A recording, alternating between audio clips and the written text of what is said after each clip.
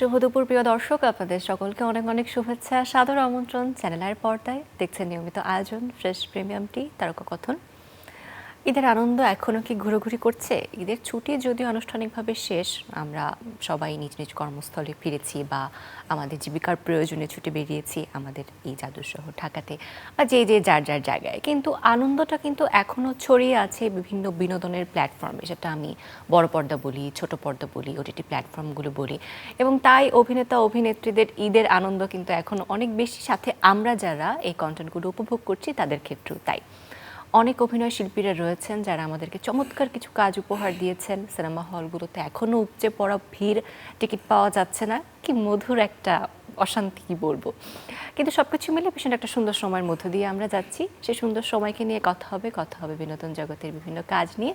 সাথে আমাদের সাথে যিনি আছেন তিনি ভীষণ মিষ্টি একজন মানুষ, সাধারণের মাঝে একজন অসাধারণ হয়ে ওঠার গল্প, তার চারিত্রিক বৈশিষ্ট্য, তার অভিনয় শৈলীতে বারবার ফুটে উঠেছে। আমাদের সাথে রয়েছেন আমাদের জনপ্রিয় একজন অভিনয় শিল্পী আয়েশা খান। শুভেচ্ছা।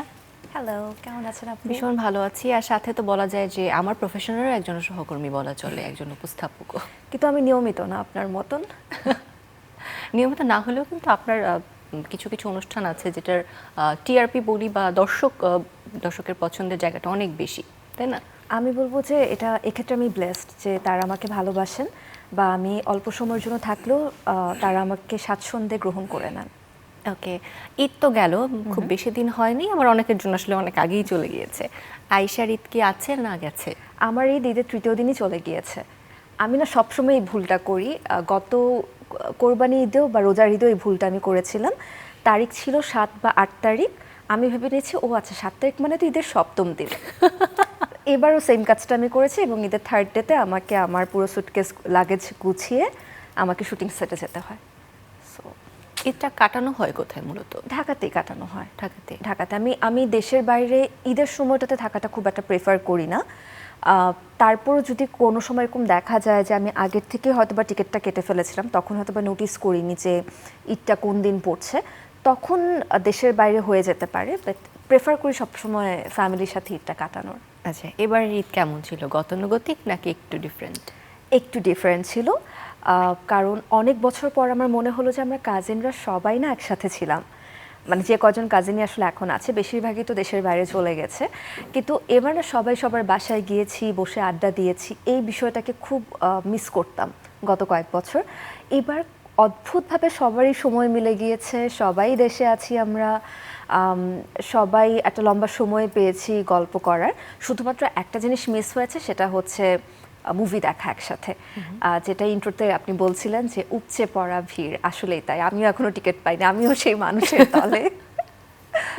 আচ্ছা, সব মিলে তাহলে ঈদটা ভালোই কাটলো। একদম। ঈদের শপিং নিয়ে আসলে আপনার কি আলাদাভাবে কোনো প্রিপারেশন থাকে বা খুব বেশি এক্সাইটমেন্ট থাকে? একদমই না, ওই যে সারা বছর ধরেই তো কেনাকাটার উপরেই থাকি, তো এটার জন্য না আলাদাভাবে ঈদের জন্য যে কেনাকাটা থাকবে, একটা প্রিপারেশন থাকবে, ওইটা হয় না।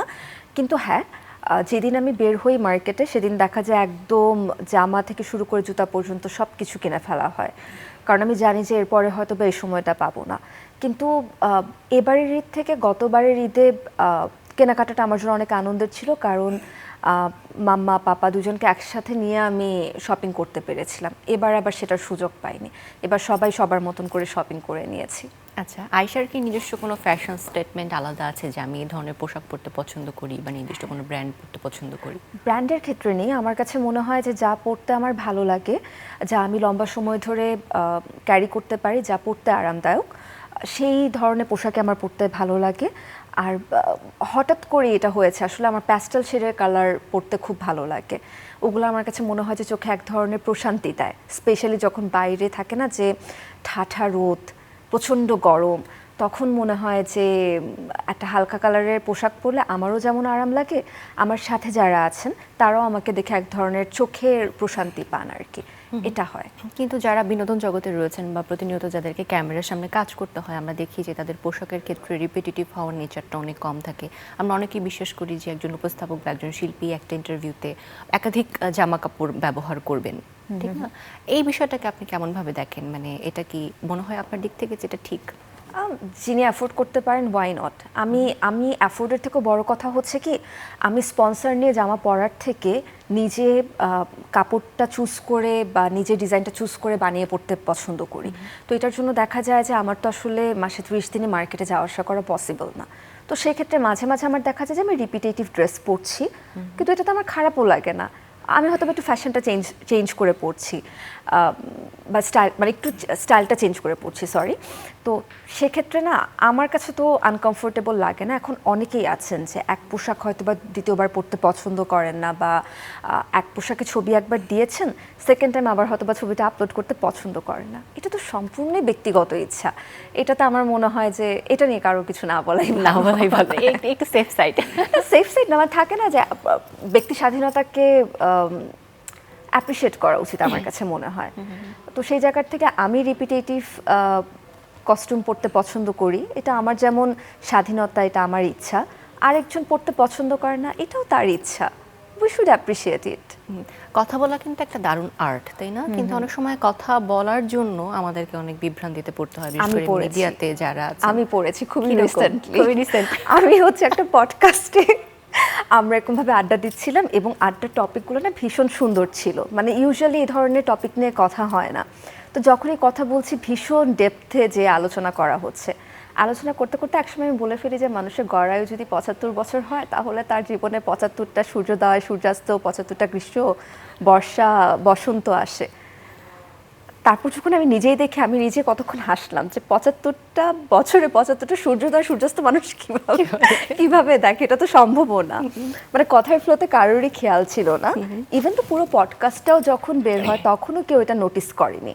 কেউ একজন হয়তো বা, এখন যেটা হয় সোশ্যাল মিডিয়ার যুগে তো যে কাউকে প্রশংসা করাও যেমন খুব সহজ, কাউকে নিয়ে ট্রল করাটা আসলে খুব ইজি। তো কেউ একজন এটা আবার পোস্ট করে, তো ওখানেও পরে আমি কমেন্টে লিখে দিই যে গুড ক্যাচ ব্রাদার, এটা আসলে কথা বলার সময় আমাদের কারোরই খেয়াল ছিল না।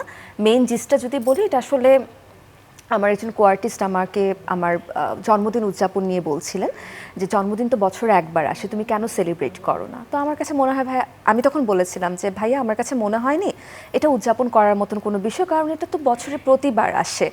এমন তো আর না যেটা বছরে মানে হঠাৎ করে কোনো এক বছর আমার কাছে আসলো। তখন উনি আমাকে বলেছিলেন যে মানুষের গড়ায়ু যদি 62 বছর হয়, তাহলে মানুষের জীবনে যেমন 62টা গ্রীষ্ম, বর্ষা, বসন্ত আসছে, ঠিক তেমনি তার কাছে প্রতি মাসে একবার করে পূর্ণিমা, অমাবস্যা আসছে, প্রতিদিন সূর্যোদয়, সূর্যাস্ত আসছে। তো এই সময়গুলোকে যেভাবে, এই মুহূর্তগুলোকে যেভাবে উদযাপন করা উচিত, হঠাৎ করে যেটা আমার জীবনে আসে, যে সাফল্য আসে, সেটাকে আমার একই রকমভাবে সেলিব্রেট করা উচিত। মানে আমাদের আসলে মুহূর্তে বাঁচা উচিত। কথাটা খুব সুন্দর ছিল, কিন্তু আমি বলার সময় আসলে ভুল বলে ফেলেছি। আমাদের যারা পর্দায় কথা বলেন তাদেরকে অনেক সরব থাকতে হয়, এখন আরো বেশি থাকতে হয়। এটা না একদিক থেকে আমি ব্যাপারটাকে পজিটিভলিও নিয়েছি, যে এই ঘটনাটার পর আমার মনে হয়েছে যে হ্যাঁ, আসলে যখন আমি কথা বলি আমার একটু সতর্কতার সাথে কথা বলা উচিত। সতর্কতা কোন অর্থে, যে আমি কি বলছি, আমি যদি ভুল বলেও ফেলি সেটার সাথে সাথে কারেক্ট করে নেওয়া, বা পরবর্তীতে যদি এটা এডিটিং করার সুযোগ থাকে সেখানে বলে দেওয়া যে ভাইয়া আমি এই জায়গাটা বোধহয় ভুল বলেছিলাম, একটু এটা এডিট করে ফেলে দিয়ে। সো আমি না আমার লাইফের সব কিছুকে একটা লার্নিং হিসেবে দেখি, তো এটাকে আমি একটা লার্নিং হিসেবেই নিয়েছি। আচ্ছা, ঈদে কাজ প্রসঙ্গে একটু ফিরি। ব্যক্তিগত আলাপ আলোচনা তো অনেক হলো। ঈদে তো এবার অনেকগুলো কাজ রিলিজ পেয়েছে, তার মধ্যে কিছু কিছু মোটামুটি সবই আমরা টেলিভিশনের পর্দায় দেখেছি, কিছু এখন ইউটিউবে আস্তে আস্তে রিলিজ হচ্ছে। ঈদের কাজের এক্সপিরিয়েন্সটা কেমন ছিল এবার? এবার একটু ভিন্ন ছিল। মানে আমি তো 2024 সাল থেকে রেগুলারলি কাজ করা শুরু করি, তো 24 সালে যেমন প্রচুর ব্যস্ততা গিয়েছে, 25 সালেও প্রচুর ব্যস্ততা ছিল ঈদের সময়। এবার তুলনামূলকভাবে আমার ব্যস্ততা কম ছিল, কারণ আমি 5 মাস আসলে অন্য একটা কাজ নিয়ে ব্যস্ত ছিলাম, সেজন্য ঈদের অনেক কাজে আমি শুরুর দিকে মিস করি। কিন্তু ঠিক যেই মাসটাতে আমি শুটিং করতে সব থেকে বেশি অলসতা বোধ করি, সেই মাসে এসে আমার সমস্ত শুটিংগুলো পড়েছে। কোন মাসে? রমজান মাস। আমি রমজান মাসে থাকে না, আর এবারে না সেহরি টাইমটা খুব অদ্ভুত ছিল না, মানে 5টার সময় আজান দিচ্ছে। কবে আমরা 5টার সময় আজান পেয়েছি? সবসময় দেখতাম 3:30 থেকে 4টার মধ্যে একটা রাশ থাকে আমাদের তাড়াতাড়ি সেহরি করা নিয়ে। তো দেখা যেত যে 5টার সময় সেহরি করে ঘুমাতে ঘুমাতে মানে ঘুমটা আসেও নি, সাথে সাথে অ্যালার্ম বেজে উঠছে, কেন শুটিংয়ে যেতে হবে। সো এই মাসটাতে, এই একটা মাস আমি আসলে শুটিং করতে ভীষণ অলসতা বোধ করি। তারপরে এবার করব না করে রমজান মাসে বোধহয় 5টা নাটকের শ্যুট করা হয়েছিল, যার থেকে তিনটা হচ্ছে গিয়ে টিভিতে রিলিজ হয়ে গিয়েছে, এখন আস্তে আস্তে ইউটিউবে রিলিজ দিবে। এতগুলো কাজের মাঝে নিজস্ব কোনো ফেভারিট আছে? আমি একজন খুনি বলছি, এই কাজটা রাফাত মজুমদার রিঙ্কু ভাইয়ের ছিল, আর অভিনয়ে ছিলেন ফারহান আহমেদ জোভান ভাইয়া, শহীদুজ্জামান সালিম আঙ্কেল, তানজিকা আমিন আপু আর আমি। তো পছন্দ হওয়ার কারণ হচ্ছে আমার সাইকোলজিক্যাল থ্রিলার গল্পগুলো খুব পছন্দ। তো যখন এটা স্ক্রিপ্ট পড়ি আমি দেখি যে আমার স্ক্রিন প্রেজেন্স কম, মানে পুরো গল্পটাই আসলে জোভান ভাইয়ার চরিত্রটাকে কেন্দ্র করে। তো আমার তখন মনে হয় যে I should do this because of স্টোরিটাই এত সুন্দর। এবং সাইকোলজিক্যাল থ্রিলার গল্পের একটা মজার ব্যাপার কি, এটা না সবসময় ব্রেনকে এনগেজ রাখে। এরপর কি হতে যাচ্ছে, আচ্ছা এর আগে এটা হয়ে গেছে, তার মানে তারপরে নিশ্চয়ই এরকম হবে, এই ধরনের একটা ক্যালকুলেশনে ব্রেনের মধ্যে চলতে থাকে। তো এটার জন্য ব্যক্তিগতভাবে এটা পছন্দ। আর কাজ করার সময় মানে শুটিং সেটে ভীষণ আনন্দ পেয়েছি সত্যমতিন আর আদু ভাই এই দুটা কাজ করতে যে, কারণ সাগর জাহান ভাইয়া ভীষণ উইটি একটা পার্সন, সাথে মোশাররফ করিম ভাইয়া ছিলেন। দুজনের কথোপকথনই এত আনন্দের ছিল যে আমি একজন নীরব শ্রোতা হয়েও ভীষণ উপভোগ করেছি তাদের কনভারসেশনসগুলো। বাহ, আচ্ছা আমার হুট করে একটা প্রশ্ন মাথায় কেমন যেন থাকে না, যে খোঁচা দেয়, এরকম একটা মনে হলো। আয়েশার কাছে আসলে নিজের জীবনের সফলতা কি? ধরেন আপনি একটা জিনিস পেলেন, আপনার মনে হলো যে আমি তো আসলে জীবনে এটাই হতে চেয়েছিলাম, এই সফলতাটা আপনার কাছে আসলে কি? এটা তো এখনো থাকে না, উপভোগ করার সময় হয়তো বা আসেনি, কারণ এখন পর্যন্ত আমি যা পেয়েছি তা না একটা সময় আসলে আমি চেয়েছি, এখন যা চেয়েছি কোনো একটা সময় তা এখন পেয়েছি। আমি যদি মনে করি যে এটাই আমার সফলতা, আমি তাহলে এটাতেই আনন্দিত হতে পারবো বলে আমি মনে করি। কিন্তু থাকে না যে আমরা তো অল্পতে সন্তুষ্ট হতে পারি না। মানে মানুষ যারা, তাদের তো যত চায় তারা যত পায় তারা তত চায়। একটু লোভী টাইপের আমরা, আমার মনে হয় পুরা মানুষ গোষ্ঠী আমরা একটু লোভী টাইপের। তো আমি আসলে যা চেয়েছি তা পেয়ে গিয়েছি, কিন্তু এখন মনে হয়েছে ইস, যদি আমি ওটা পেতে পারতাম, যদি আমি ওখানে যেতে পারতাম, এটা তো পেয়ে গিয়েছি, হোয়াটস নেক্সট। তো এরকম একটা চাই চাই পাই পাই এরকম একটা ব্যাপার এখনো মাথার মধ্যে কাজ করছে। তাহলে নেক্সট এটা চাই বা নেক্সট ওটা পেতাম, এটা ওটার কি একটু এলাবোরেট করে বলা যায় যে নেক্সট এটা পেলে আসলে খুব আনন্দিত হবেন? থাকে না যে অভিনয় তো করে যাচ্ছি, কিন্তু এখন আমার মনে হচ্ছে আমি আমার বেস্টটা দিতে পারিনি। তো ওই বেস্টটা যদি দিতে পারতাম, এরকম একটা ব্যাপারই আসলে মাথার মধ্যে এখন চলে, যে যেই জায়গাতে দাঁড়িয়ে আছি তার থেকে যদি আর একটু বেটার ভার্সন বের করতে পারতাম, আর একটু থাকে না যে সবাই পছন্দ করছে আমাকে, ওরকম একটা জায়গায় যদি নিজেকে নিয়ে যেতে পারতাম। আমার মধ্যে মনে হয় এখন আমার ওই ব্যাপারটা আছে যে I want to be perfect. But আমি জানি, হ্যাঁ, বাট আমি জানি যে পারফেক্ট বলতে কোনো ওয়ার্ড আসলে এক্সিস্ট করে না, it's just a metaphor I guess. Okay, so এখন আপনি কি মনে হয় আপনি কি একটু প্রভাবিত হন নাকি প্রভাবিত করতে পারেন, কোনটা? প্রভাবিত করতে পারি না এটা আমি জানি, প্রভাবিত হই বলতে গেলে চেষ্টা করি ম্যানিপুলেটিভ না হওয়ার, কিন্তু মাঝে মাঝে বোধহয় হয়ে যায়, এটা খুব চেষ্টা করি না হওয়ার। কিন্তু আপনাকে সব থেকে বেশি প্রভাবিত করতে পারে কারা, কে বা কারা? এটা আই গেস মানুষের কথা। মাঝে মাঝে থাকে না যে আমাদের তো আসলে, আমি যতই ভিতর থেকে শক্তিশালী হই না কেন, বা বলি না আমরা যে আমার strong minded girl, strong headed girl, যত কিছুই বলি না কেন, মাঝে মাঝে না মানুষের কথাই মানুষকে অনেক বেশি আঘাত করে ফেলে। তো হয়তো বা দেখা গেছে যে আমি খুব ফুরফুরা একটা মেজাজ নিয়ে স্ক্রলিং করতে বসলাম, হঠাৎ করে আমাকে ট্রোল করে কোনো একটা পোস্ট, বা এখন তো এআই এর ব্যবহার, মানে হঠাৎ সে কয়েকদিন আগেই যেমন একটা ছবি হঠাৎ করে আমাকে একজন শেয়ার করলেন, শেয়ার করার পর আমি নিজেই দেখে মানে চোখ ছানা বড়া হয়ে যায়, একটা কথা আছে না, ওরকম হয়ে গেল। সাথে সাথে ওই পেজের ওনারকে ফোন দিলাম, ফোন দিয়ে বললাম যে আপনি কেন এটা করলেন? বলছে আপু এটা নিশ্চয়ই কেউ একজন আপলোড দিয়েছে, সেখান থেকে আমরা রিপোস্ট করেছি, আপলোড দিয়েছি। কেন দিলেন আপনি? মানে কোনো কারণ তো নাই, একটা মানুষের বিকৃত ছবি আপনি দেখতে পাচ্ছেন, এটা এআই দিয়ে বিকৃত করা। আপনি এই মানুষটার সোশ্যাল মিডিয়াতে একটা ছবি আপনি পাবেন না যেটা এরকম এরকম বিকৃতভাবে ধারণ করা, তাহলে আপনি এই মানুষটাকে কেন ছোট করার জন্যই হোক, বা আমি জানি না কেন আপনি এটা করেছেন। এবং আমি দেখতে পাচ্ছি এখানে ইতোমধ্যেই 500টার মতো বোধহয় শেয়ার হয়ে গিয়েছিল। তো উনি সরিয়ে দিয়েছেন, উনি বলছিলেন যে আপু আমি আমার পেজ থেকে সরিয়ে দিব, কিন্তু উনি না হয় সরিয়ে দিলেন, এই যে 500টা মানুষ এটাকে শেয়ার করে রাখলো, কেউ না কেউ তো সেভও করে রেখেছে, তারা যে এটাকে শেয়ার করবে, এটা তো বন্ধ করার কোনো উপায় নাই। আমাদের সোশ্যাল মিডিয়াতে কিন্তু সব কিছু সার্কুলেট হতে থাকে। এই বিষয়গুলো আমি বলবো আমাকে অনেক প্রভাবিত করে।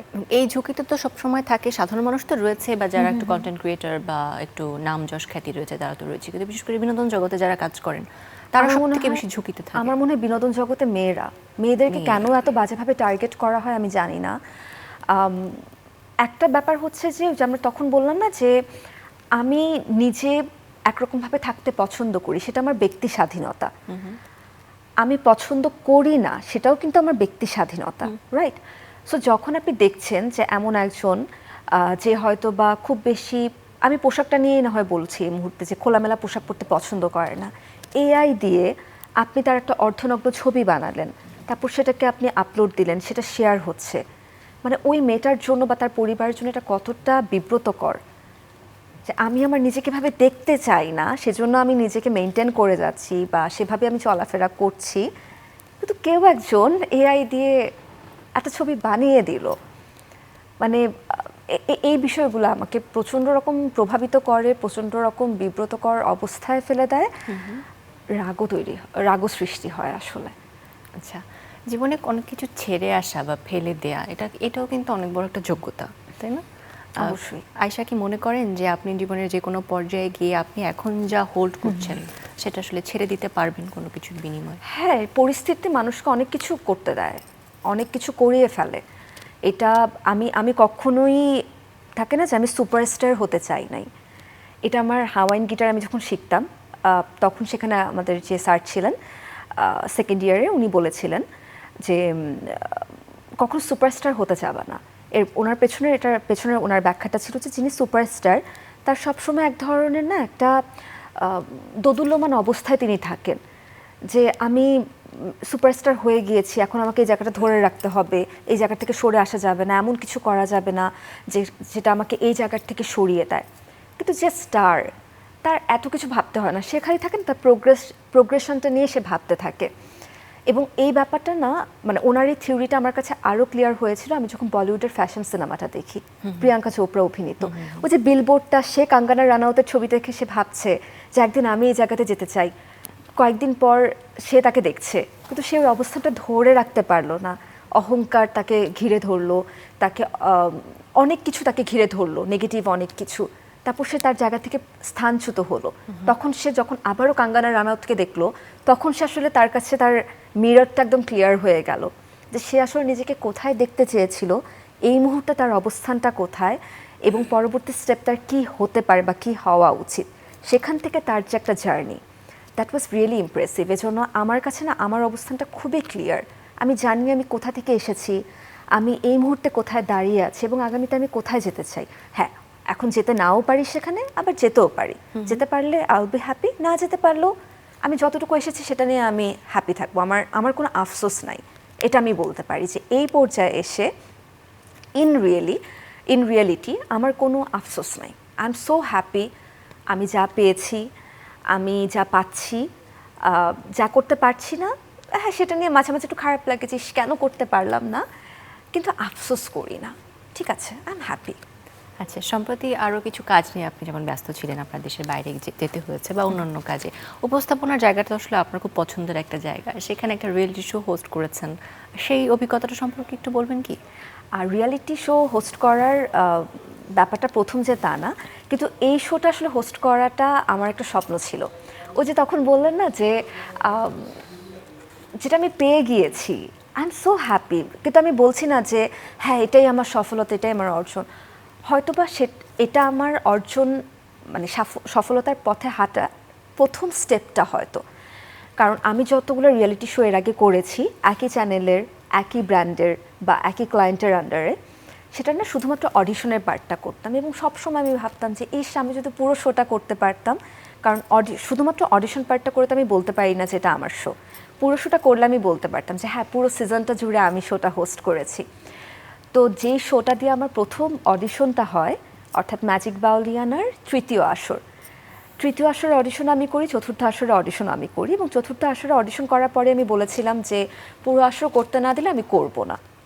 খুব অদ্ভুতভাবে আমাদের চতুর্থ আসর হয় 2022 সালে, 23-24 2 বছর পর 2025 সালে পঞ্চম আসরটা হয় এবং খুব অদ্ভুতভাবে পঞ্চম আসরে পুরো শোটা আমি একা হাতে টেনে নিয়ে গিয়েছি অডিশন রাউন্ড থেকে একদম গ্র্যান্ড ফিনালে পর্যন্ত। তো আমিও তখন একটা সময় বসে বসে ভাবছিলাম, যেহেতু আমি খুব করে চেয়েছিলাম, প্রকৃত হয়তো বা আমাকে তৈরি করেছিল, কারণ 2025 সালে অযথাই এই শোটা আমার হাতে আসতো না, বা আমি আগের আসরে আমি চেয়েছি দেখে আমার কাছে এসেছে ব্যাপারটা তা না। আমাকে তারা এটার জন্য উপযুক্ত মনে করেছেন দেখে আসলে আমাকে এটা দিয়েছিলেন। তার জন্যই ম্যাজিক বাউলিয়ানার পঞ্চম আসরটা পুরোটা আমি মানে পুরোটা জুড়ে আমি ছিলাম।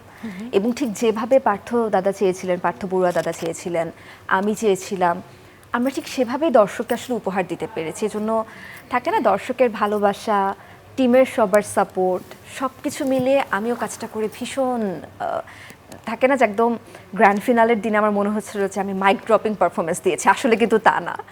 অনেক ভুল করেছি আমি শিওর। আমি হয়তো বা এখনও সেই ভুলগুলা দেখতে পারছি না, আমার খোলা দৃষ্টিতে হয়তো বা সেগুলো চোখে পড়ছে না। আমি শিওর আমি আগামী 2 বছর পর এই শোটা দেখে হাসবো যে আয় হায় এই ভুল আমি কিভাবে করলাম। কিন্তু ওই মোমেন্টে, ওই পয়েন্টে মনে হচ্ছিল যে উফ, কি একটা পারফরমেন্স আমি করলাম, হোয়াট আর রিলিফ। আমাকে একটা অ্যাসাইনমেন্ট দেওয়া হয়েছিল, I have completed my task with grace, মানে উইথ আ গ্রেস। তো হ্যাঁ, এত দীর্ঘ সময় গানের একটা রিয়েলিটি শোর সাথে থাকা, গান শোনা বা গান গাওয়ার একটা অভিজ্ঞতা, স্টেজ শেয়ার করা, নিজে কি টুকটাক গান করেন? একদমই না, এটা আমাকে দ্বারা সম্ভব না। দেখে এমনি আমি হাওয়াইন গিটার শিখেছিলাম, কারণ হাওয়াইন গিটারের সাথে তো থাকে না যে নিজের গান গাওয়ার কিছু নেই। বেস গিটারের সাথে বা স্প্যানিশ গিটারের সাথে যেমন নিজেকে গাইতে হয়, হাওয়াইন গিটারে কিন্তু মিউজিকটা শুনলে আমি বুঝতে পারছি যে এটা কোন গানের মিউজিক। তো আমার গলাতে সুর নেই দেখেই আসলে। এত মিষ্টি করে যে কথা বলতে পারে, তার গলায় সুর নেই? না না, আমার নিজের কণ্ঠ নিয়েও আমার ঝামেলা আছে। আমি আমার নিজের কণ্ঠ পছন্দ করি না।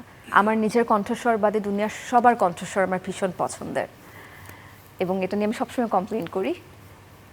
দর্শকরা আমি জানি মুহূর্তে কি ভাবছে, যে যে যা পায় সে সেটা না, আসলে না, না, ভালো বলে না। দর্শকরা মানে কিছু কিছু দর্শক আছেন যখন কমেন্ট সেকশনে লেখেন যে আপনার কণ্ঠ আমার ভীষণ ভালো লাগে, আমি মন থেকে সেই মানুষটার জন্য দোয়া করে দিয়েছি, উফ আল্লাহ ওনার মানে ওনার জীবনটাকে অনেক সুন্দর করে আপনি বুঝায় দেন, ওনার শ্রবণ শক্তি আরো ভালো করে দেন।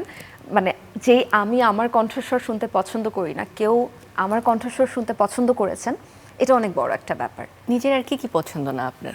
আমার কণ্ঠস্বর পছন্দ না, আমার ডায়লগ ডেলিভারি আমার পছন্দ না, হ্যাঁ এই দুটো আমার সব থেকে বেশি অপছন্দ।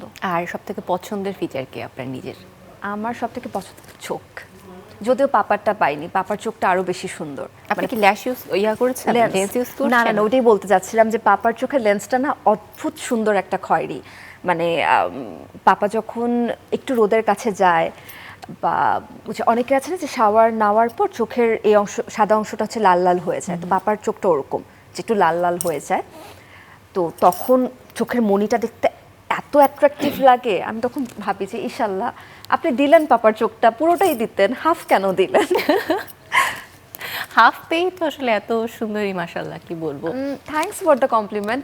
থাকে না যে পাপারটা পেলে হয়তো বা আরো ভালো লাগতো। আচ্ছা, নিজের লাইফে একটা স্বাভাবিক রুটিন বলুন। ধরুন আজকে আপনার কাজ নেই, সারাদিন আপনি বাড়িতে থাকবেন, দিনটা আপনি কিভাবে কাটাবেন? প্রথম কথা, যদি আগের রাত পর্যন্ত আমার শুটিং হয় তাহলে কনফার্ম যে আজকে আমি 15 ঘন্টা ঘুমাবো। কত? 15 ঘন্টা। 15? ধরেন যদি 12টার সময় আপনি ঘুমান, তাহলে পরের দিন 12টা 3টায় উঠবেন? হ্যাঁ, আমি 6টার সময় উঠেছি, এমনও হয়েছে যে আমার মা সন্ধ্যা 6টা? সন্ধ্যা 6টা, আচ্ছা। মানে মাঝখানে উঠিও নাই আমি, হয়তো বা একটু ঘুম ভেঙেছে, আমি হয়তো বা পানি খেয়েছি বা একটু স্ন্যাক্স খেয়ে আবার ঘুমিয়ে গিয়েছি। আমার এটার প্রমাণ দিতে পারবে, আমি যখন ক্যাম্পে ছিলাম তখন আমার ক্যাম্পে যে ইভেন্টের ভাইয়েরা থাকে তারাও পর্যন্ত অবাক হয়ে গিয়েছিল যে আমি আগের রাত্রেবেলা এটা বলেই ঘুমাতে গিয়েছি তাড়াতাড়ি যে ভাইয়া আগামীকাল শুটিং নেই, আজকে একটু লম্বা সময় ঘুমাতে চাই। তো তারা খুবই অবাক ছিলেন যে লম্বা সময় মানে 15 ঘন্টা? 15 ঘন্টা কোন মানুষ ঘুমায়? আমি ঘুমাই, আমি মানুষ, আমি ঘুমাই, আমার ঘুম লাগে। তো এটা হয় আমার। আর যদি দেখা যায় যে না, কয়েকদিন পরপর ছুটি আছে, তাহলে প্রথম দিন তো 15 ঘন্টা ঘুমিয়ে নেই আগে, তারপরের দিন থেকে হচ্ছে আমার সিন্ড্রেলার লাইফস্টাইল শুরু হয়, বা মিনার লাইফস্টাইল শুরু হয়। কাপড় কাচা, বাসন মাজা, ঘর ধোয়া, ঘর মোছা, এভরিথিং চলতে থাকে, কারণ শুটিংয়ের সময় না সমস্ত কাপড় ডাম্প হতে থাকে বাস্কেটে, ওগুলো পরে আর কে ধুবে, তো সবগুলো ধরে ধরে ওয়াশিং মেশিনে দেওয়া, রোদে দেওয়া, এটা করা, এটা করা। Lots of work to do. Lots of work. হ্যাঁ, আচ্ছা, অবসর সময়টা বেশি এনজয় করেন নাকি কাজের দিনগুলোকে বেশি এনজয় করেন? কাজের দিনগুলো। আমি অবসর কেন জানি আমি 2 দিনের বেশি অবসর নিতে পারি না। তবে হ্যাঁ, আমি যদি একবার বলে দেই যে হ্যাঁ, এখন আমি টানা, ফর অ্যান এক্সাম্পল, গত বছর যেটা হয়েছিল যে টানা 5 মাস আমি কাজে ব্যস্ত। আমি নাটকের শুটিংও তখন প্রায় করিনি বললেই চলে। 5টা নাটকের শুটিং করেছিলাম 5 মাসে। তার মধ্যে যে 3টা এখন রিলিজ হচ্ছে। তো এরপর আমি জানতাম যে আমি আসলে 10 দিনের একটা ব্রেক নিব। তো নিজেকে এভাবে মাঝে মাঝে ফুয়েলিং করি যে ঠিক আছে, এখন টানা 1.5 মাস কাজ করব, তারপরে 1 মাস আমি কাউকে চিনি না। এরকম আমি করি, বা একটা টার্গেট আমি মানে একটা টার্গেট সেট করি যে ঠিক আছে, এই মাসে আমি 6টা কাজ করব। 6টা কাজ হয়ে গেল, ওকে, আমার টার্গেট অ্যাচিভ। এখন আগামী 1 সপ্তাহ আমি কাউকে চিনি না, আমি কারো ফোন ধরবো না, কোনো কাজ হাতে নিব না, কোনো স্ক্রিপ্ট পড়বো না। I literally do this. Okay, খুব সহজ সাবলীল স্বীকারোক্তি আমার কাছে সবসময় ভালো লাগে। যখন ইন্টারভিউতে আপনার সাথে আমি কথা বলি, অনেক ভালো লেগেছে আজকেও। আমার মনে হলো একদম ড্রয়িং থাকে না, ড্রয়িং রুমে বসে গল্প করা, আড্ডা, এরকম একটা কনভারসেশন মনে হলো। অনেক ভালো লেগেছে। ঈদের কাজগুলো দেখার অপেক্ষায় রইলাম আমি, কিছু যা দেখতে পারিনি টেলিভিশনে। আর সামনে তো নতুন কাজ আসবেই, সেটা নিয়েও নিঃসন্দেহে বসবো। অবশ্যই। অনেক অনেক ভালো থাকবেন এবং শুভেচ্ছা।